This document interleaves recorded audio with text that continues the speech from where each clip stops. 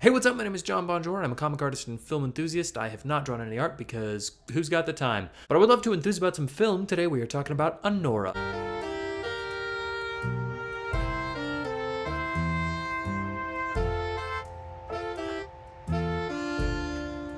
Alright, so Anora was directed by Sean Baker, and it stars Mikey Madison, who you might also know from Once Upon a Time in Hollywood as the crazy lady who gets hit really hard in the head with a brick wall. It's a movie that was nominated for Best Picture at the Oscars this year, which I've said before, I'll say it again, kinda doesn't mean anything, especially this year, extremely doesn't mean anything. But hey, it's an interesting way to assess some movies that I had literally never heard of and had no idea I wanted to watch, like Anora. I'm just gonna get ahead of this and say that this is gonna be a relatively spoiler-filled review, just because I think there's some really interesting things kind of later on in the movie that are worth talking about that I kind of can't discuss without spoiling what happens. That being said, if you have not seen the movie, go watch the first 10 seconds, go watch the opening credits. You will not be able to find them on YouTube because this movie opens in a strip club and boy does it, boy does it.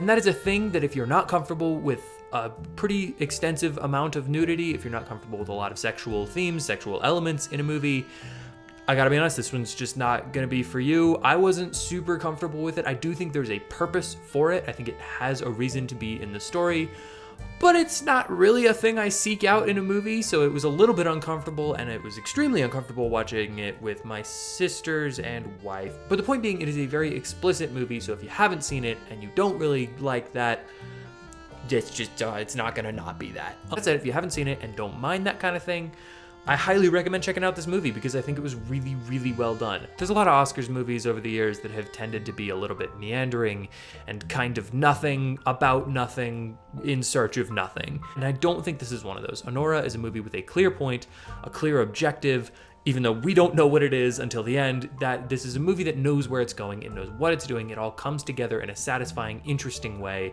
It balances comedy and tragedy really well. It's a very effective movie, and I highly recommend checking it out if you haven't seen it. From here on out, though, I am going to be talking about spoilers just because, spoilers, here we go. This is a movie that is kind of 3 movies and really 2 movies and 2 very different movies. At the beginning of this movie, we follow Anora, who's an erotic dancer, and she's just kind of living her life. We see that she wants something more. She's not in a happy place. She's living with a roommate who, what we see of her is not awesome. So we exist early on in this dynamic of 2 opposing worlds, one flashy neon club and one very grungy, normal, boring life that seems kind of sad. Anora is just generally, as a character, kind of sad and wanting more. She's very good at faking all kinds of things. She's very good at faking enjoyment, faking care, faking love, and she's very bad at expressing actual emotion. And that's the movie for a significant chunk. She runs into this Russian guy who she finds out later is, I believe, an oligarch's kid, someone very important, very famous, and very rich. She runs into his kid, she falls in love with him, he falls in love with her, they get married, and the first chunk of this movie kind of feels like a cute, nice, rom-com sort of vibe. It's got obviously a lot more explicit stuff than a normal rom-com, but otherwise it's got that feeling of everything's working out, it's all coming together, they're finding love, it's young love, they're happy, all of that's there. The problem is, halfway through the movie, his parents find out, and they come, and he just bolts, because we find out that he is a little shithead. He's the worst little guy that you could possibly imagine, which is what I'm talking about with that balance of comedy and tragedy, because you've really invested yourself in this relationship. But it's also really funny when he just runs out of the house wearing no pants because his parents are coming to scold him. There's a dynamic there that's so funny to watch and so engaging, I think. It's a thing that works really well, and the only way that it works, and this is kind of the thing I wanted to talk about more than anything else about this movie, is it's very blended together. We see little hints of Ivan being a shit way before the movie finally reveals that he's actually like a horrible person. And I think a lesser movie would have that be a thing that you don't really notice, a thing that you don't pick up on. But if you're watching carefully, if you're engaged in the movie, it really rewards you because it starts to kind of develop characters. It starts to show themes and things earlier, way earlier than they're actually there. And so when that reveal happens, it's even funnier if you've been paying attention, because you're like, oh yeah, that makes a lot of sense. There's a scene where he harasses a hotel manager and then laughs it off like it's a totally normal joke. And you live in that uncomfortable moment, and Anora is in that uncomfortable moment because she sees the way that he treats his maids, the people under him as he would think of them. And you see that she's uncomfortable with that, but she's kind of blinded by all the glitz and glamour of this love. I don't need to explain the whole plot to you. The point being, I think this movie does a really good job blending everything together, and it also knows when to hard stop. So there's these two characters that come in. They're the kind of, I don't know, like hitmen lackeys. They're the guys who are supposed to keep Ivan and Anora in the house so that his parents can come and annul the marriage. And the scene where they come into the house is just this, it's very long. It's like probably 20 minutes of the movie, or at least it felt like it. And it's this slow build because it starts uncomfortable, you're confused, you're in Anora's shoes, you're not sure what's going on. And then it just builds and builds and builds and builds. He eventually runs out, and then they're just left with Anora not quite sure what to do because they're told to keep her there and she wants to run. And there's this hilarious dynamic where a side character has to just grab and hold her so that she won't run away, and he's trying to do it in a way that's not creepy, but it's like impossible to do that in a way that isn't creepy. But it's this thing where the movie hard stops, it lives in this extremely uncomfortable moment for way longer than you think it's going to. And that was when I realized that the movie is gonna be more than what I thought it was. As it was going, the first probably 30 minutes of the movie, I was honestly kind of disappointed. It just felt like a kind of rom-com, kind of drama thing, and I expected it to sort of end at the end of the week, or for it to be this thing where they fall in love with each other and run away together, and that's the end of the movie. Wasn't that so sweet? But that's not how it goes. And I think that scene where he runs, you realize he's just the worst, and she also kind of realizes he's the worst, but she's deciding to whether or not she should fight for their marriage, which she thinks is real. The movie at that point is like, hey, I know where I'm going, you don't know where I'm going. And that's an exciting feeling for me, because I usually kind of get a sense for where a movie's gonna go. I think if you've watched enough movies, if you've read enough stories, if you've written just about any story, you start to pick up on things. You start to pick up on, okay, we're in the middle of the second act. You start to pick up on, okay, if this theme was set up earlier, where are we going with that? How are we gonna take that and make it something more in the end of the movie? You start to just kind of get a sense for how a movie's gonna go.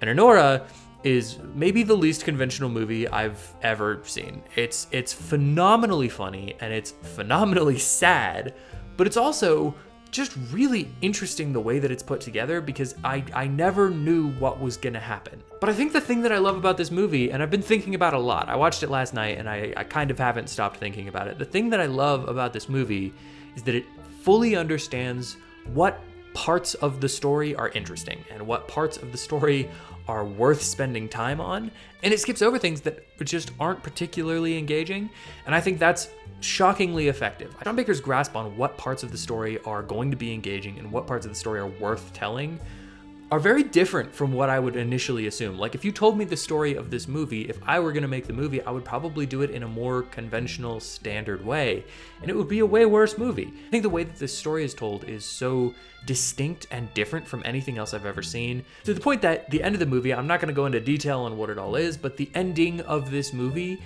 is so riveting. And I'm not talking about the third act, I'm talking about the final scene of the movie, because the movie's story kind of ends probably 5 or 10 minutes before the actual movie does. And traditionally, I would think that that's a bad thing, because normally I like a movie that ends, the story's over, and it just cuts to credits, we're done. Don't spend any time lingering on all these extra things at the end. I feel like Captain America Brave New World is a great example of a movie that does not do that, and it is not better off for it. The last chunk of that movie is extremely boring. Anora also spends probably the same amount of time after the climax of the movie, but it's so much more interesting. There's a side character who, again, talking about that blending, slowly emerges into the forefront, and you just start to notice him more, you start to see him more and engage with him more. He's absolutely hilarious. You know what? I'm actually gonna look up, I need to know who plays him, because he is so funny. Yeah, okay. Yura Borisov which I might be fully mispronouncing that name.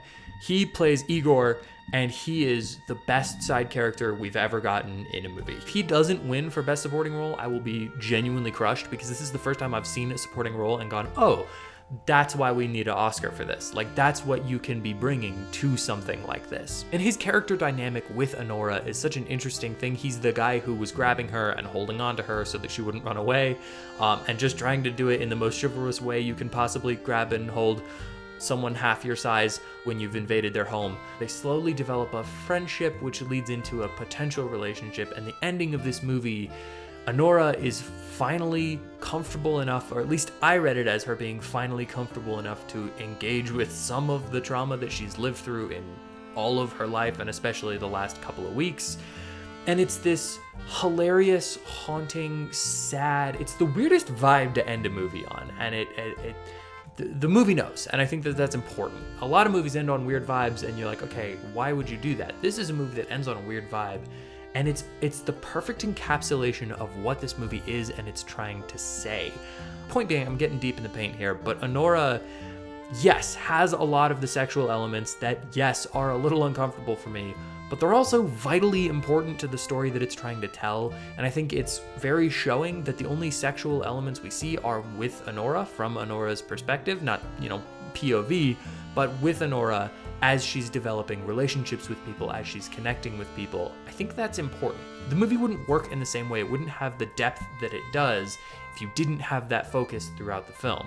Point being, Anora is spectacular. Sean Baker has made a truly phenomenal film. Mikey Madison is ridiculously good, like shockingly good in this movie. I liked her in Once Upon a Time in Hollywood. I might have seen her in other things. I will watch whatever she's in next, because she does such a phenomenal job bringing the depth, the comedy, the lightheartedness, the sadness, the bored, an emotional range that you don't normally see in a film, so it's not easy. Sometimes they nominate people for best actor, and it's like, yeah, you got really mad and you shouted a bunch. Not that it's not impressive, not that it's not better than I could do, but I don't know that it's mind-blowing. Anora is a performance that I think deserves recognition. In terms of the Oscars, it is nominated for Best Picture, it's nominated for Best Supporting and Best Actress. I'll be honest, if it won all three, I wouldn't mind. I have no problem with that. I think all three are rock solid choices. Anora is a movie that deserves Best Picture nom. It's a very well-crafted film that is engaging to watch. I don't know how much I'm gonna be returning to it, but the Oscars aren't about rewatchability. They're not about how fun and entertaining these movies are. That's a factor, but they're about how much they affect you, how much they use the art and language of film in a unique and exploratory way. And I think Anora is a movie that fits all of those categories in maybe the best way we've had since Parasite. So what'd you think? Have you seen Anora? What were your thoughts on it? Let me know in the comments. And otherwise, thank you so much for watching this video and checking out my channel. If you'd like to hear more of my thoughts on movies, comics, art, just in general, hit the like button, hit the subscribe, and comment down below what you'd like me to review next, or do none of those things because I am not your dad. There's a lot of these Oscars movies that, not